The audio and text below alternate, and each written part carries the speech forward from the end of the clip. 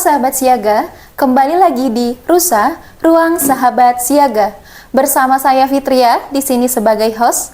Nah, kali ini kita akan membahas topik yang sangat menarik, yaitu gizi seimbang pada balita yang akan disampaikan langsung oleh ahlinya. Di sini kita ada ahlinya tuh namanya Bu Dinda. Kita langsung aja ya. Halo Bu Dinda, selamat siang. Selamat siang Teh Fitria. Halo sahabat siaga. Perkenalkan nama saya Adinda, saya ahli gizi di Rumah Sakit Halmahera. Bu Dinda, kita tuh sudah mendapatkan banyak berita ya, kalau anak-anak sekolahan itu mendapatkan makanan gratis dari pemerintah. Betul. Gitu, termasuk makanan siang ya. Iya. Nah, itu tuh makanan siang tuh pasti harus mencukupi ya nilai gizinya. Betul. Biar sahabat siaga mengetahui apa sih makanan gizi seimbang untuk anak itu? Nah, sebenarnya kalau untuk gizi seimbang itu kan istilah baru ya untuk menggantikan 4 sehat 5 sempurna. Yang dulu kan kita taunya 4 sehat 5 sempurna, tapi untuk saat ini itu disebutnya gizi seimbang. Gizi seimbang sendiri adalah susunan makanan yang mengandung berbagai macam zat gizi dengan jumlah dan jenis sesuai dengan kebutuhan tubuh masing-masing. Dengan memperhatikan juga aktivitas fisik, berat badan ideal, dan keanekaragaman makanan yang dimakan. Seperti itu.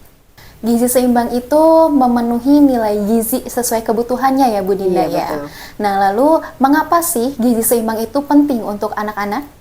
Ya, karena kan memang ada beberapa manfaat ya yang penting untuk anak terutama. Karena kan salah satunya mereka dalam masa pertumbuhan nih, untuk pertumbuhan fisiknya biar lebih kuat, terutama kan itu untuk asupan protein.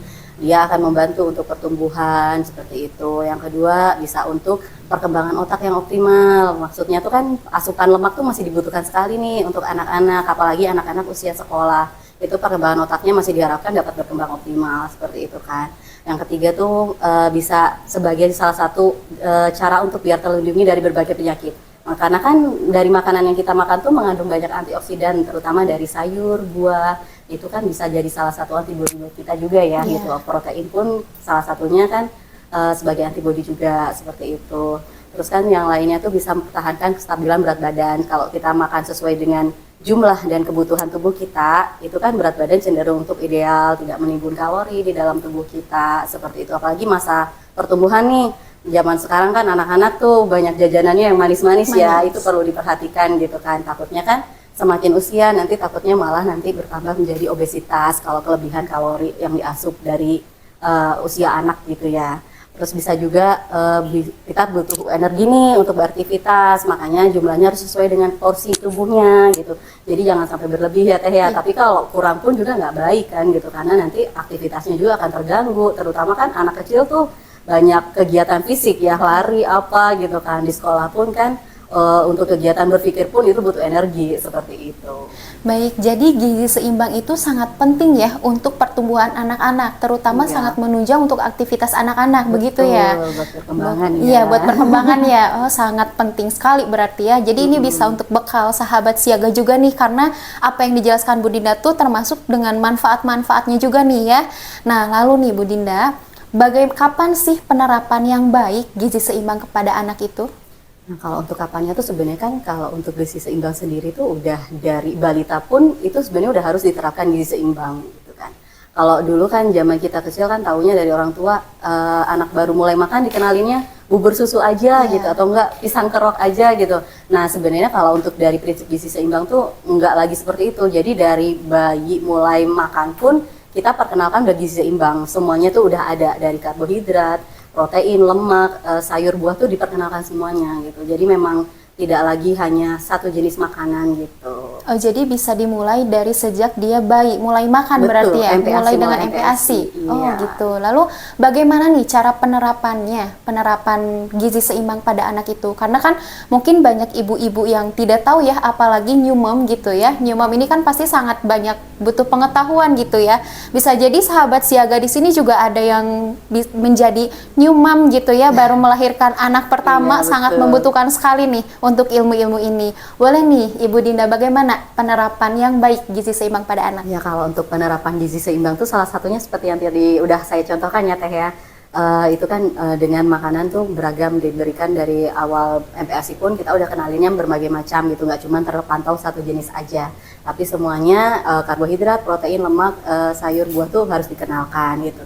Terus yang kedua tuh batasi konsumsi minyak, gula, garam, karena kan itu sekarang juga jadi salah satu pemicu penyakit degeneratif ya gitu kan. Betul. Kayak yang paling umum sekarang tuh kan obesitas tuh yang lagi rame banget ya, obesitas di kita tuh kan meningkat ya di Indonesia sendiri gitu, yang pada akhirnya bakalan jadi melebar ke penyakit-penyakit degeneratif seperti kolesterol, hipertensi, ya itu kan yang tidak kita harapkan ya gitu. Apalagi untuk anak-anak sekarang tuh kan udah banyak juga tuh yang udah terkena diabetes gitu kan, bahkan udah belum juga SMP, anak SD itu udah banyak yang gagal ginjal juga. Makanya kenapa kita harus perhatikan juga asupan minyak, lemak, dan gulanya.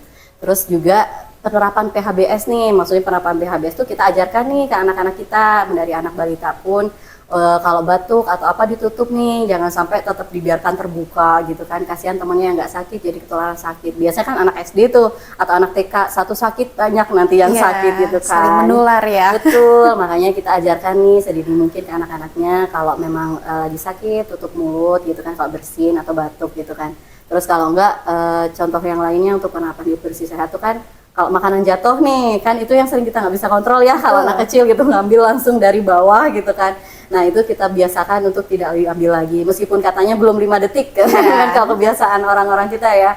Tapi kan namanya kuman udah nempel ya, nggak nunggu waktu ya, dia kan nggak tahu waktu ya kalau kuman. Nah itu harus dibiasakan untuk mengajari anak-anak kita seperti itu. Cuci tangan, nah yang sering banget sekarang kan rame setelah masa-masa kemarin ya Teh ya, cuci tangan tuh harus sering digalakan gitu kan, karena memang kan ya kita di anak kecil kan nggak tahu abis pegang apa kan langsung makan, tangannya langsung masuk mulut, itu kan bahaya juga. Terus yang terakhir tuh melakukan aktivitas fisik, karena kan tadi salah satu prinsip gizi seimbang aktivitas fisik ya. Betul. Melakukan aktivitas fisik tuh yang di luar ruangan. Nah sekarang kan kebanyakan anak-anak tuh pakainya gadget ya di dalam ruangan gitu kan. Nah itu baiknya sih memang diajak gitu kan untuk mulai melakukan aktivitas fisik di luar. Bisa mulai dari olahraga, jalan kaki, ataupun main sama teman-temannya di komplek gitu kan kalau anak balita ya, seperti itu sih. Jadi yang tadi disebutkan itu sangat menunjang untuk di masa depannya nanti ya, begitu ya Bu Dinda ya? Jadi penerapannya nggak cuma buat balita ya, efeknya jangka panjang. Mungkin penerapan ini pun tidak hanya untuk anak, untuk dewasa pun bisa mungkin ya kalau penerapan ini ya. Nah, jadi untuk sahabat siaga nih yang sudah memiliki anak ataupun diri sendiri juga ini bisa diterapkan, karena memang kita bahasannya untuk anak-anak terutama, tapi ini mungkin bisa juga diterapkan nih, apalagi PHBS-nya ya. Kan kita juga sebagai dewasa kadang suka lupa cuci tangan, malah kalau udah dewasa juga suka makan makanan tuh yang tinggi gula, tinggi garam, apalagi anak-anak. Nah jadi untuk para mami baru ya, untuk new mom di luar sana, apalagi sahabat siaga, harus memperhatikan ya, jangan sampai PHBS-nya terlewatkan, banyak makanan yang tinggi minyak, tinggi garam, dan tinggi gula, seperti itu ya. Nah lalu nih Bu Dinda, karena ada cara pemilihan ya untuk gizi itu. Nah ini sahabat siaga ini ingin tahu bagaimana sih tips memilih makanan yang bergizi untuk anak-anak? Ya kalau untuk tipsnya sendiri tetap ya yang diutamakan pasti kalau gizi seimbang tuh selalu digaungkan, semua jenis makanan harus diperkenalkan ya.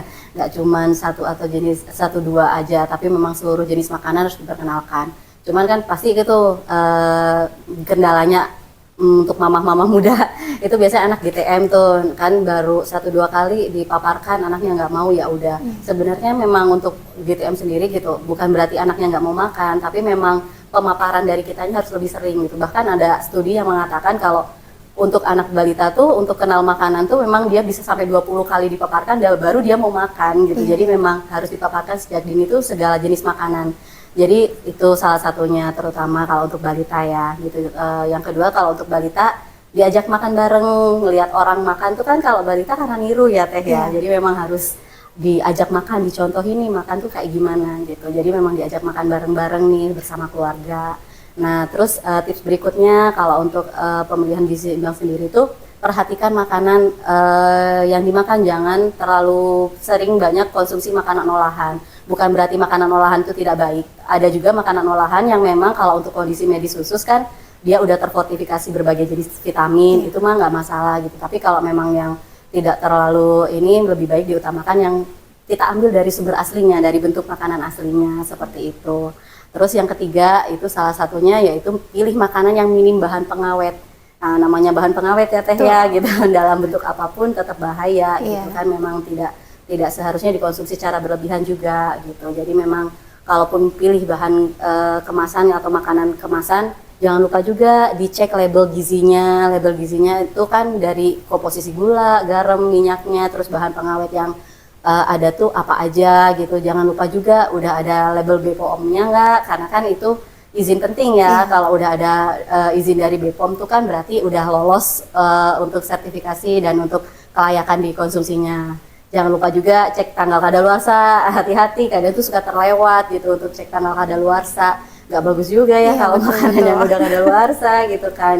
Bukan nggak bagus lagi, memang tidak boleh dikonsumsi. Seperti itu sih Teh. Nah, jadi itu tips-tips cara pemilihannya ya. Dan ini tuh tipsnya bisa dimulai sejak anak mulai makan gitu ya. Betul. Anak mulai makan di usia 6 bulan MPASI gitu ya. Iya. Nah, jadi para ibu di luar sana untuk sahabat siaga bisa diterapkan tips-tips ini karena sangat penting juga ya, apalagi melihat tumbuh kembang seorang anak itu sangat ditunjang oleh gizi kayak gitu. Betul ya Bu Dinda ya? Iya betul, jadi apa yang dia makan saat ini tuh akan dia ingat terus selamanya gitu kan. Jadi memang lebih baik dari dini itu kita ajarkan makanan tuh yang baik-baik gitu. Ya bukan berarti harus seluruhnya tuh kayak makanan selalu dikukus, selalu bukan ya gitu, tapi lebih ke pemilihannya gitu, pemilihan jenis makanannya tuh yang mendekati bentuk aslinya saja. Baik, begitu ya sahabat siaga, jadi jangan lupa dicatat cara penerapannya. Nah, bagaimana nih Bu Dinda? Adakah pesan atau tambahan nih untuk sahabat siaga yang di rumah gitu, biar lebih mencerna, akhirnya gitu ya, lebih tahu, oh aku tuh harus seperti ini gitu. Ya kalau dari saya pribadi tuh kan lebih ke jadikanlah makananmu sebagai obatmu gitu. Jadi sebelum kita konsumsi obat, lebih baik kita perbaiki dulu deh dari makanan kita sehari-hari biar nggak sampai minum obat seperti itu Teh Fitria. Jadi memang sebisa mungkin kita terapkan gizi seimbang. Memang nggak mudah gitu ya, apalagi di zaman sekarang semua serba gampang, semua serba instan ya gitu. Serba instan. Ya bukan berarti kita tidak bisa memilih ya. Jadi memang lebih baik kita memilih makanan untuk dijadikan obat kita ya sebelum kita harus mengkonsumsi obat. Oke. Kalau gitu terima kasih banyak ya Bu Dinda Sama-sama, atas Teteh. waktunya sudah menyempatkan hadir di Rusa nih di ruang sahabat siaga ya, sudah memberikan topik yang sangat penting. Terima kasih banyak. Sama-sama Teteh. Untuk sahabat siaga jangan lupa follow Instagram, TikTok dan YouTube-nya RSKB Halmahera Siaga di sini, dan jangan lupa untuk like juga ya dan subscribe YouTube-nya. Oke, selamat tinggal dan sampai jumpa lagi di Rusa berikutnya.